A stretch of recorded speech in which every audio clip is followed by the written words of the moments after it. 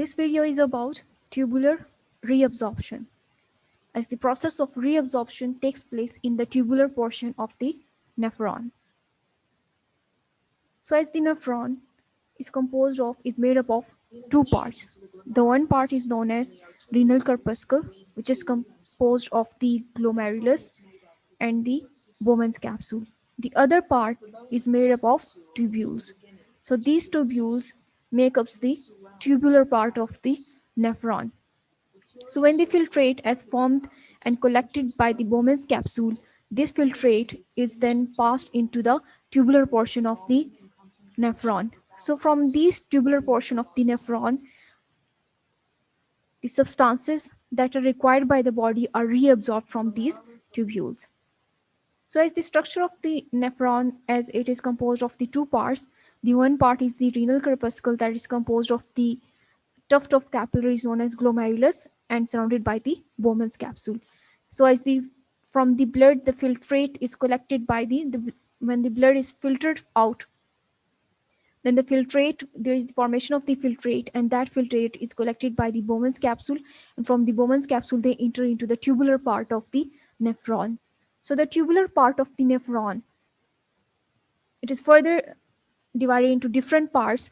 The proximal convoluted tubules, it consists of the proximal convoluted tubule, then the loop of Henle, and then the distal convoluted tubule, and then finally the collecting duct. So a filtrate moves through these tubules. The first part is the proximal convoluted tubule. The other part is, as we are talking about the reabsorption process, so the reabsorption process takes place throughout these tubular portion of the nephron, but most of the filtrate is reabsorbed.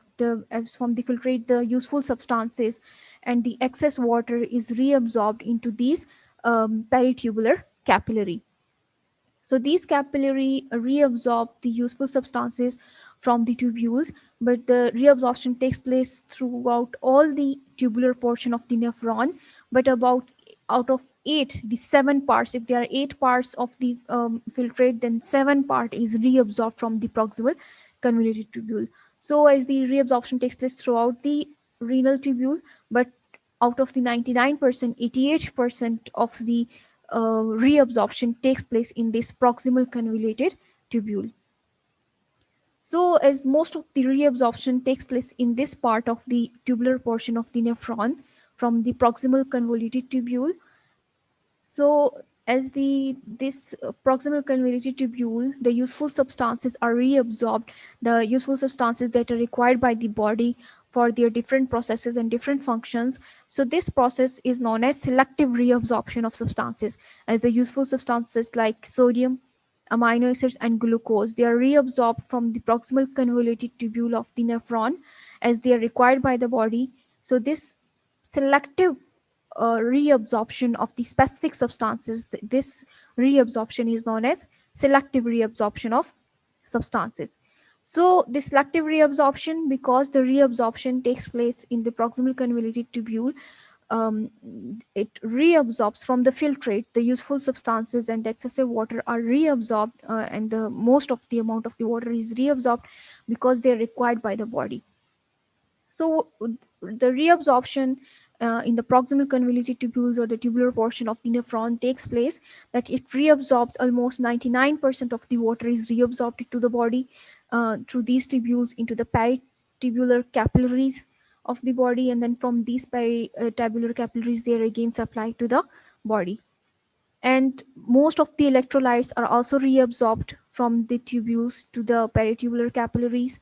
And the selective reabsorption of the specific substances, it includes glucose, vitamins, and amino acids. So glucose, vitamins, and amino acids, if they are present in the filtrate, they are completely reabsorbed by these tubules into the peritubular capillaries, and the remaining waste products are removed or excreted out from the body. So waste substances are excreted out from the body as 99% of water is reabsorbed, but to maintain the hemostasis of the body, the excess of the water is also eliminated from the body.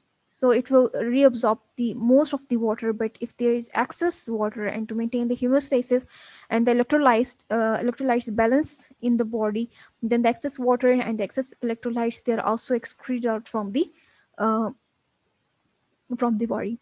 And their excessive salts, like to maintain the salts balance, electrolytes balance, excessive salts are also excreted out from the body.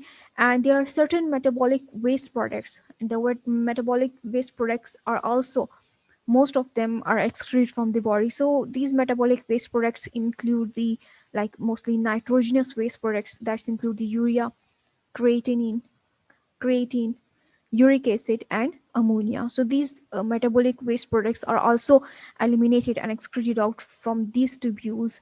And the other useful substances are reabsorbed. So this is also known as selective reabsorption.